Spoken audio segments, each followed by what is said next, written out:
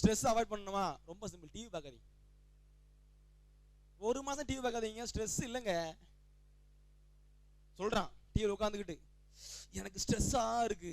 ஆமா எனக்கும் இருக்கு. எதை பார்க்கிறோமோ அதை செய்யும். By mirror neuron.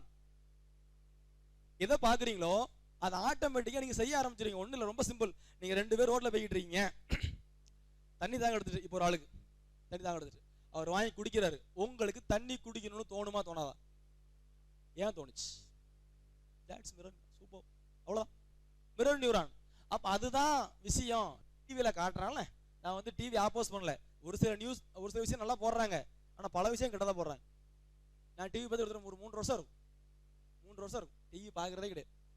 என்னோட பிரிஸ்க்கு காரணம், முக்கியமான முதல் காரணம் டிவி பார்க்கறது இல்லை. என் டைம் போகுது, வேண்டாம். இதுக்கு அது நியூஸ் எல்லாம் சரியா போறானா? கேள்விக்கு பதில் இருக்கா? That's it. You sense it.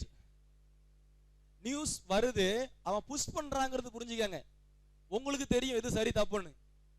Stress வர்றது காரணம் நியூஸ் தானே. சரி, ஒரு நல்ல காதலன் நல்ல காதலி கைவிட்டு போயிருந்தாங்க.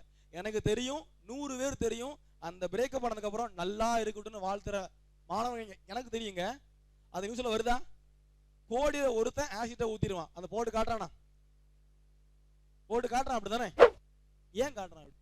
அதுதான் மக்களுக்கு பிடிக்கும். உண்மை. நெகட்டிவ் வைப்ஸ் ஸ்ட்ராங் ஆனது, பாசிட்டிவ் வைப்ஸ் வீக் ஆனது. அவனுக்கு தெரிஞ்சு சைக்காலஜியா இதை கொடுத்தாதான் இவங்க பார்ப்பாங்க. அப்போ நெகட்டிவான விஷயத்தை புகுத்து ரொம்ப ஈஸி. அதனால அதை பார்க்காது. நல்ல விஷயம் ஏகப்பட்டது இருக்குல்ல, சுத்திய ஏகப்பட்டது இருக்கு. சந்தோஷமா எவ்வளோ பார்க்கலாம். டிவியை மேக்ஸிமம் அவாய்ட் பண்ணுங்க. To remove stress.